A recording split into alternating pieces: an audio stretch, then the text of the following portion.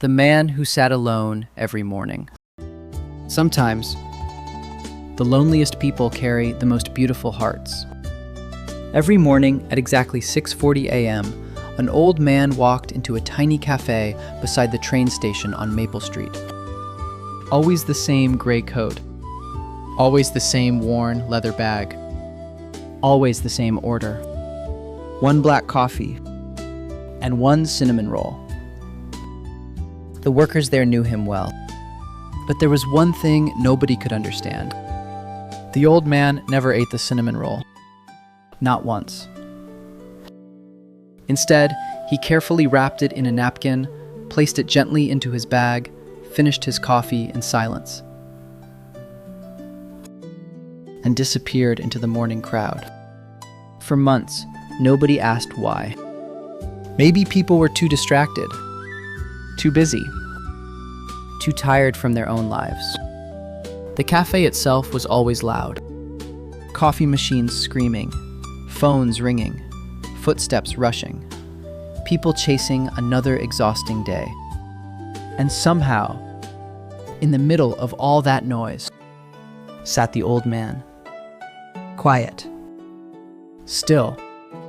Alone. Then, one cold, rainy morning, a young waitress named Sophie finally asked him, "Sir," her voice was soft and careful, "I hope you don't mind me asking, but why do you always take the cinnamon roll with you?" The old man looked at her for a long moment. Then slowly, he smiled. "It's for my wife." Sophie glanced toward the empty chair across from him. "Oh, does she work nearby?"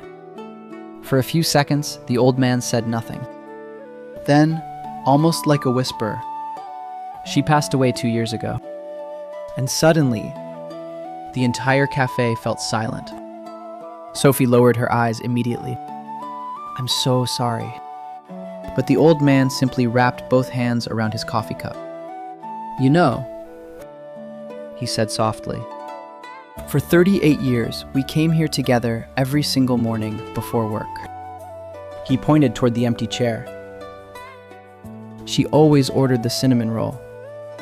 A small smile appeared on his face. "And every morning, she would remind me not to eat too fast." His voice trembled slightly. "Because life already moves fast enough."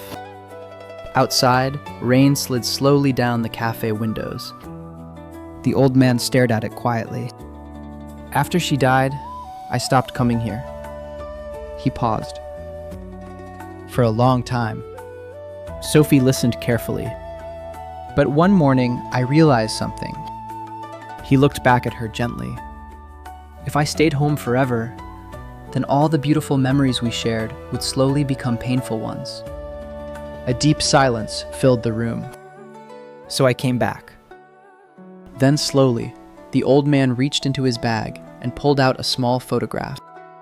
A younger version of himself stood beside a smiling woman with bright eyes and curly hair. "She loved people," he whispered. "She believed kindness was the only thing we truly leave behind." Sophie stared at the photograph. "She looks wonderful."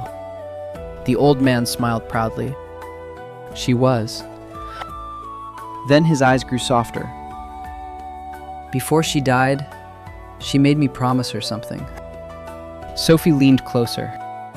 "She told me if I ever saw someone lonely," his eyes filled with tears, "I should sit beside them." The cafe suddenly felt warmer somehow. "And if I ever saw someone hurting, I should be gentle with them." He swallowed quietly. "She said the world is already hard enough." A tear rolled slowly down his cheek. "We don't need more cruelty." He looked at Sophie. "We need more kindness." And somehow, those words broke something open inside her. Because lately, life had been hurting her too. Double shifts, hospital bills, sleepless nights, a tired soul nobody noticed. And somehow, this quiet old man sitting in a tiny cafe on a rainy morning understood her completely. Before leaving, the old man placed a few dollars onto the table. Then he did something unexpected. He slowly pushed the untouched cinnamon roll towards Sophie. "For you," he said gently. "Oh no, I couldn't. My wife would have wanted someone to enjoy it." Sophie accepted it with trembling hands. The old man stood slowly, adjusted his gray coat, and walked toward the cafe door. But before disappearing into the rain, he turned back one final time. "Don't wait too long to love people." His voice was barely above a whisper now. "One day, you'll realize time was the most expensive thing you ever had." And then, he was gone. Sophie stood there, motionless. For the first time in months, she cried. Not because she was sad, but because somewhere between the rain, the coffee, and the cinnamon roll, she remembered what it felt like to be human again.